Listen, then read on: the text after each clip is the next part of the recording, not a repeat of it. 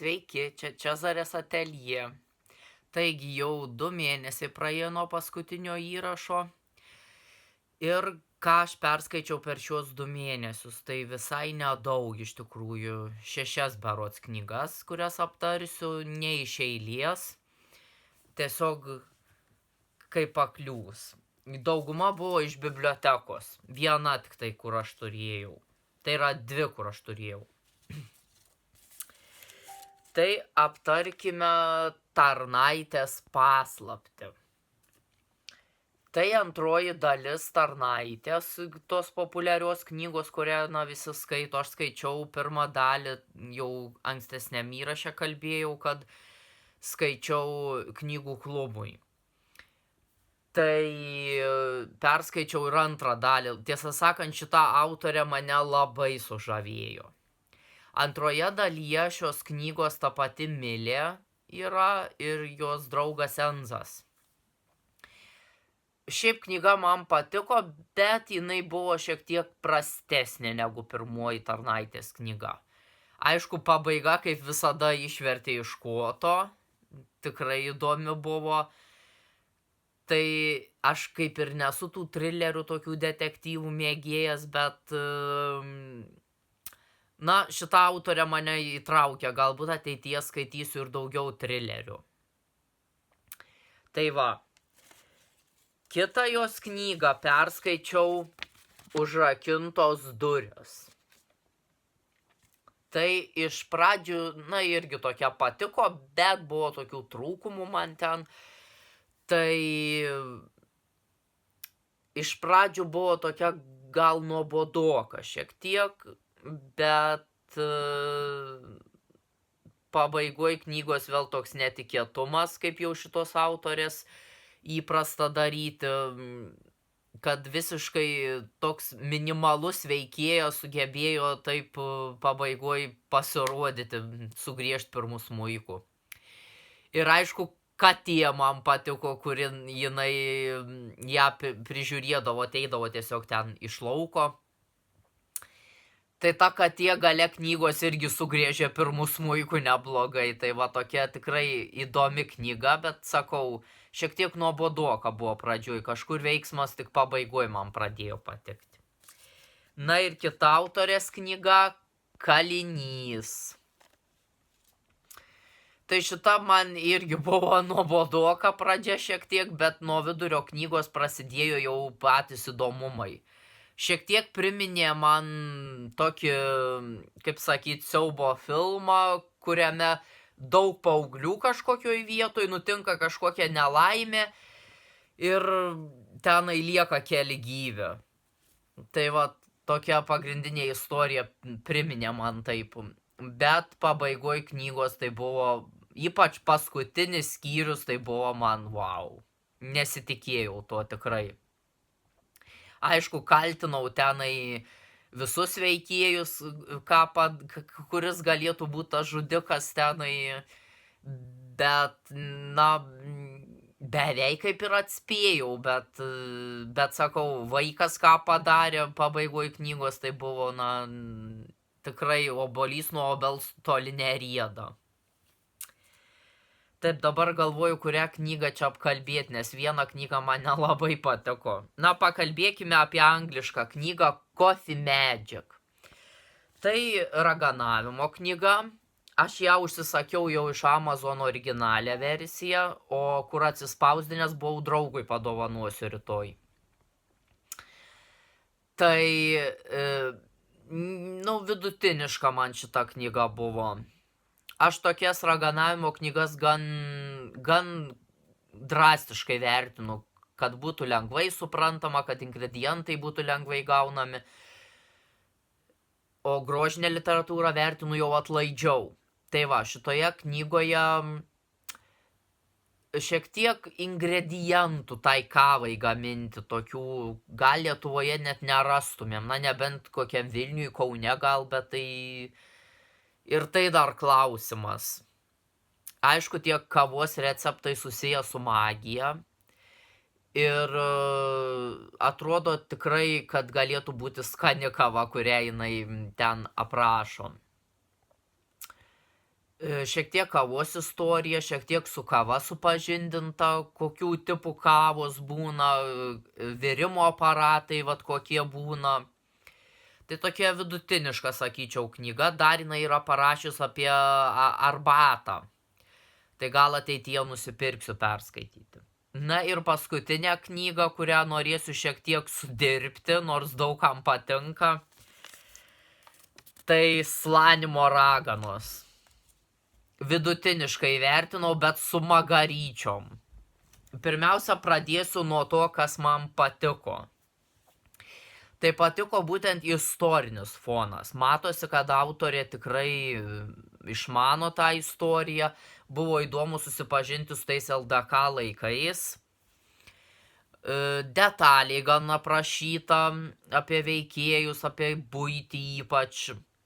Apie burtus gal mažiau kiek, bet ta buitis būtent ir ponų, ir tų tarnų, tai tikrai įdomu buvo labai skaityti. Aš už tai ir uždėjau tą vieną žvaigždutę, tai būtų buvusios 2 žvaigždutės, bet uždėjau 3, kad taip gražiai istoriškai pateikta knyga.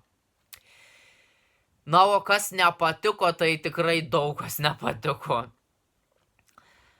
Tai aš suprantu, kad tais 1630 metais tai būdavo. Moteris būdavo apkaltinamos raganystė, jeigu jos su žolelėm, sakykim, kokiom dirbdavo. Kai būtent šitoj knygoj buvo Raina, kuri buvo, dabar šiais laikais akušerė būtų jau moteris tokia išsilavinusi. Tada buvo pribuvėja jinai. Padėdavo moterim gimdyti. Ir šiaip moteriškas problemas stengdavo sutvarkyti, bet žolelių pagalba. Na, šiais laikais mes galvotumėm, kas čia tokio to žolelės. Bet tais laikais žiūrėdavo jau kaip į raganą, apkaltindavo, sudegindavo, nuteisdavo. Tarnaitė dabar, kaip jos tas vardas buvo, Ona liktai. Ar ne Ona, ar aš susimaišiau kažką. Na, pirmoji veikėja, aš nelabai tuos vardus gilinausi ten beskaitant. Tai ta tarnaitė, jai grinai nepasisekė, nes tai žydas parkrito, jai kažką sušnibždėjus blogo, tai vėl kažkas atsitiko, tai jai bemiegant ten į pečių įmetus citriną berods ar apelsiną, ką ten supleškėjo virtuvė visa.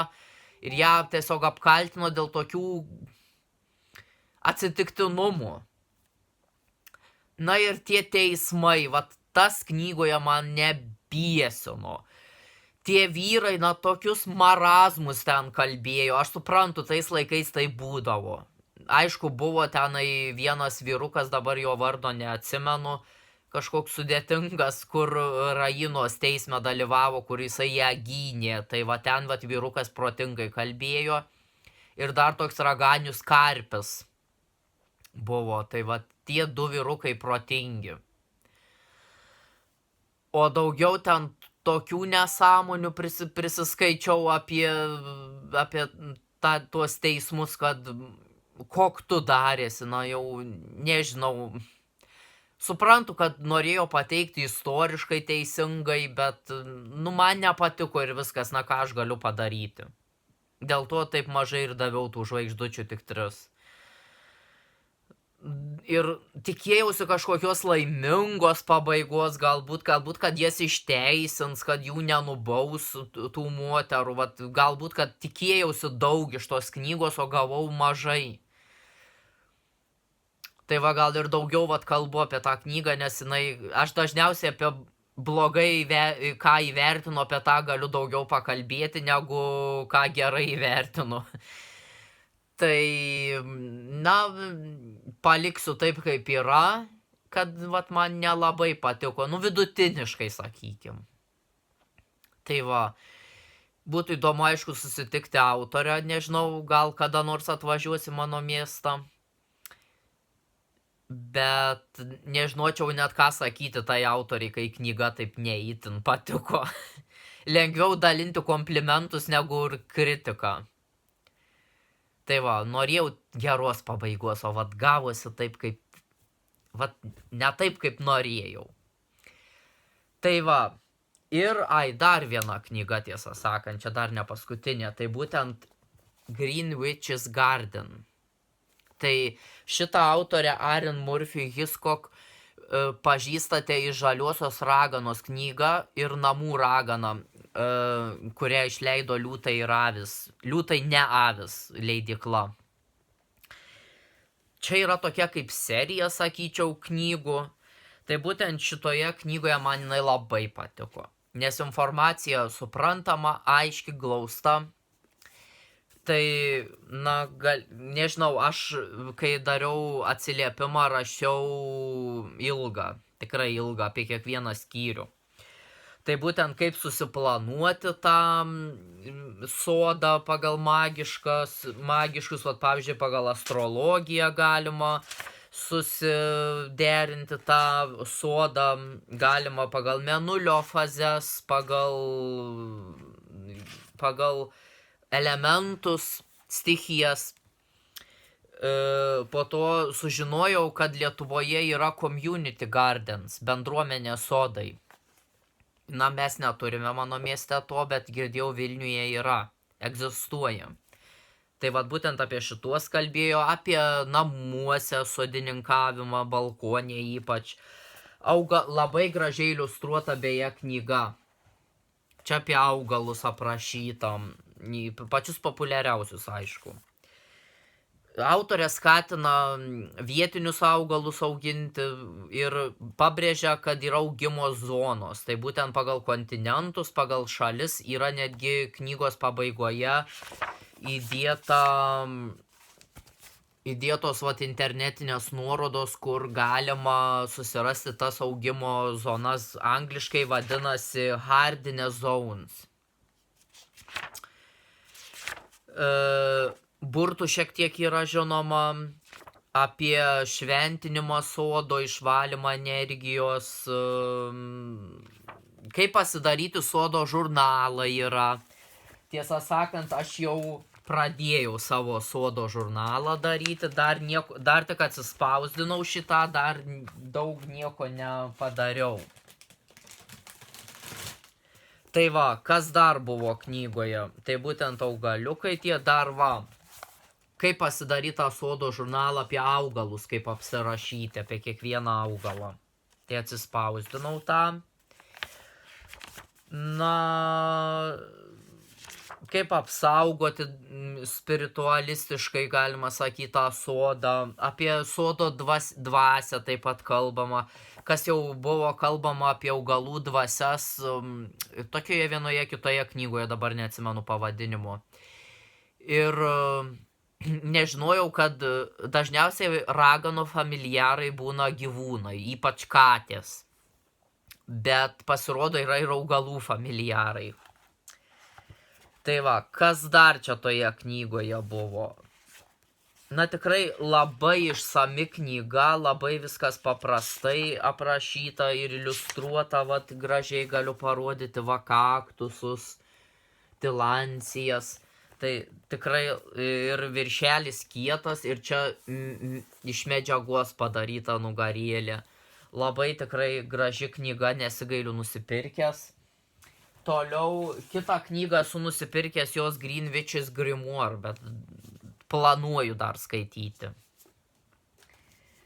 Tai jos knygų yra tikrai ir turiu jos, parodysiu, kortas, Oracle deck, va tokios kortos.